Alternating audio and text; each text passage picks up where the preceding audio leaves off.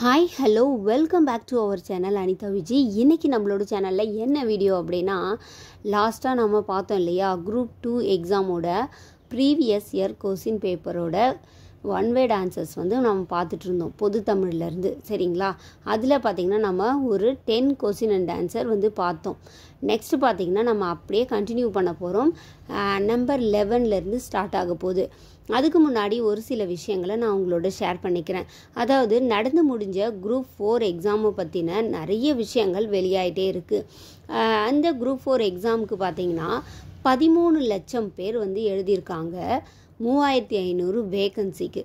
சரிங்களா, இதில் என்ன பிரச்சனை அப்படின்னா, நிறைய கொஸ்டின் அண்ட் ஆன்சர் வந்து பார்த்திங்கன்னா வெளியிலேருந்து தான் எடுத்திருக்காங்க. அதாவது அவுட் ஆஃப் சிலபஸ்லேருந்து எடுத்திருக்காங்க.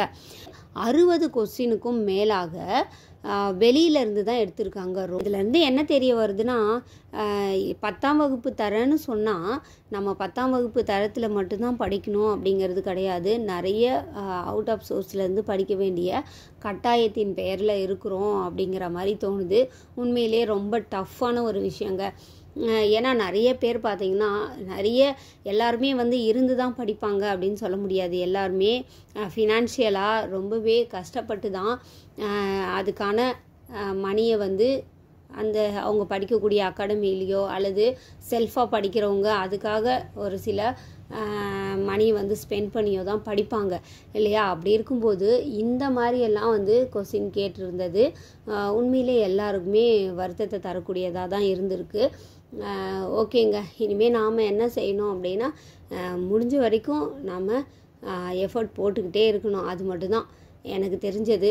ஏன்னா நமக்கு கவர்மெண்ட் ஜாப் வேணும் அப்படிங்கிற போது நம்ம நிறைய எஃபர்ட் போட வேண்டியிருக்கு. இதுதான் நான் புரிஞ்சுக்கிட்டது. ஏன்னா எங்கேருந்து எப்படி எந்த சோர்ஸ்லேருந்து கொஸ்டின் அண்ட் ஆன்சர் எடுப்பாங்க அப்படிங்கிறது வந்து நம்மளுக்கு தெரியல.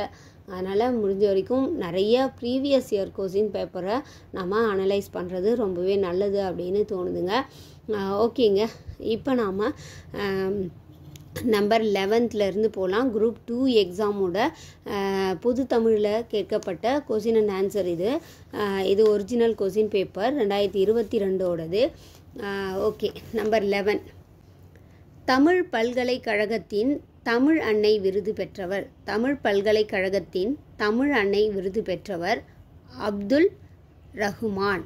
அப்துல் ரஹ்மான் தான் தமிழ் பல்கலைக்கழகத்தின் தமிழ் அன்னை விருது பெற்றவர். சரிங்களா, இங்கே கேட்கப்பட்ட கேள்வி இங்கே கொடுத்துருக்காங்க பார்த்தீங்களா, இங்கே ஆப்ஷன்ஸ் கொடுத்துருக்காங்க பாருங்கள். இந்த ஆப்ஷனில் அப்துல் ரஹ்மான் அப்படிங்கிறவர் மட்டும்தான் தமிழ் பல்கலைக்கழகத்தின் தமிழ் அன்னை விருது பெற்றவர். ஓகேங்களா, அடுத்து பார்த்தீங்கன்னா நம்பர் 12.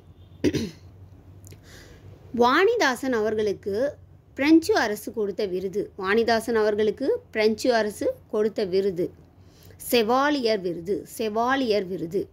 செவாலியர் விருது தான் வாணிதாசன் அவர்களுக்கு பிரெஞ்சு அரசு கொடுத்த விருது.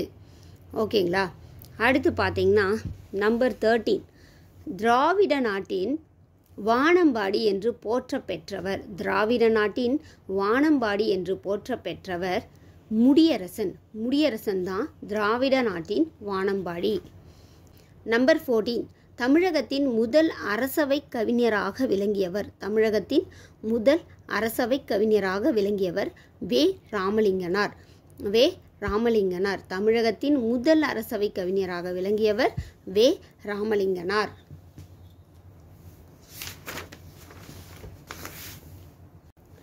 Okay, number 15. சான்றோர் பாலர் ஆப சாலார் சாலார் பாலர் ஆகுபவே. இப்பாடல் அடிகள் இடம்பெறும் நூல் புறநானூறு.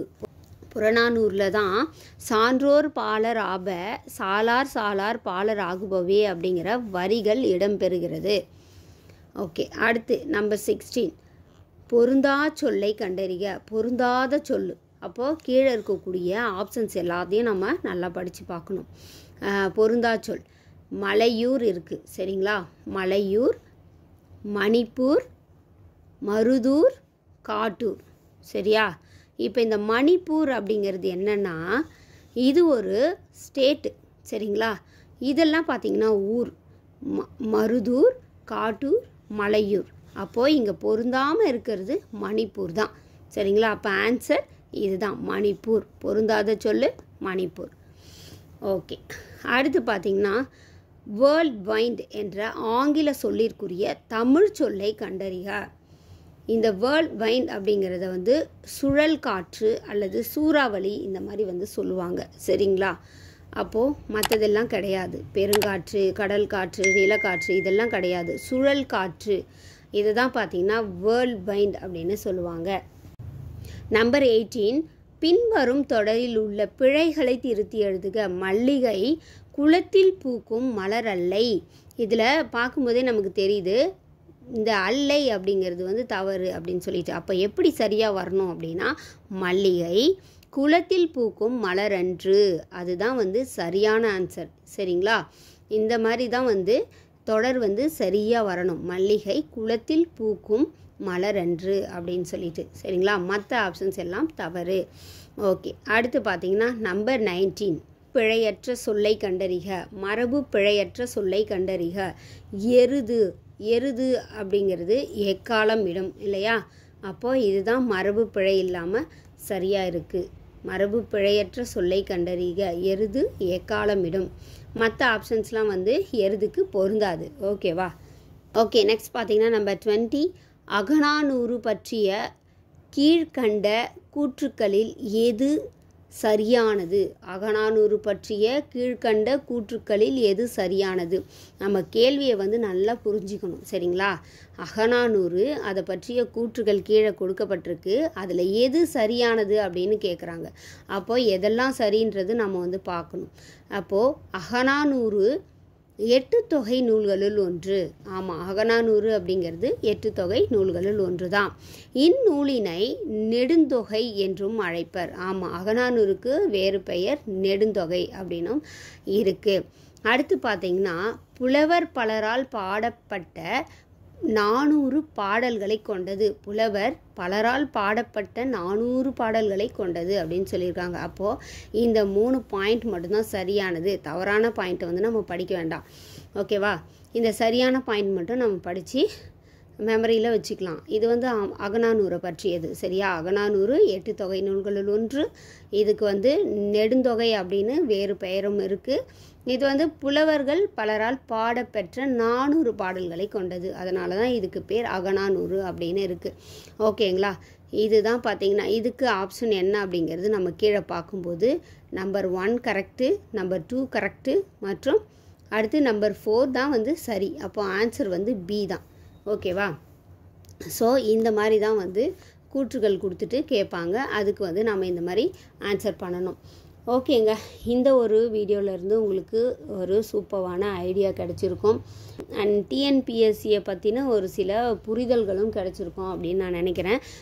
இந்த மாதிரியான இன்ட்ரெஸ்டிங்கான வீடியோஸை நம்ம சேனலில் நீங்கள் தொடர்ந்து பார்க்கணும் அப்படின்னா நம்மளோட சேனல் அனிதா விஜயை சப்ஸ்கிரைப் பண்ணி வச்சுட்டு பக்கத்தில் இருக்கக்கூடிய பெல் ஐக்கானை கிளிக் பண்ணி ஆல் அப்படிங்கிற ஆப்ஷனையும் கிளிக் பண்ணி வச்சுக்கோங்க. அப்போ தான் நான் போடக்கூடிய இந்த மாதிரியான யூஸ்ஃபுல்லான ரெகுலர் வீடியோஸ் உங்களை தேடி நோட்டிஃபிகேஷனில் வரும். நீங்கள் மிஸ் பண்ணாமல் பார்க்கலாம். டாடா.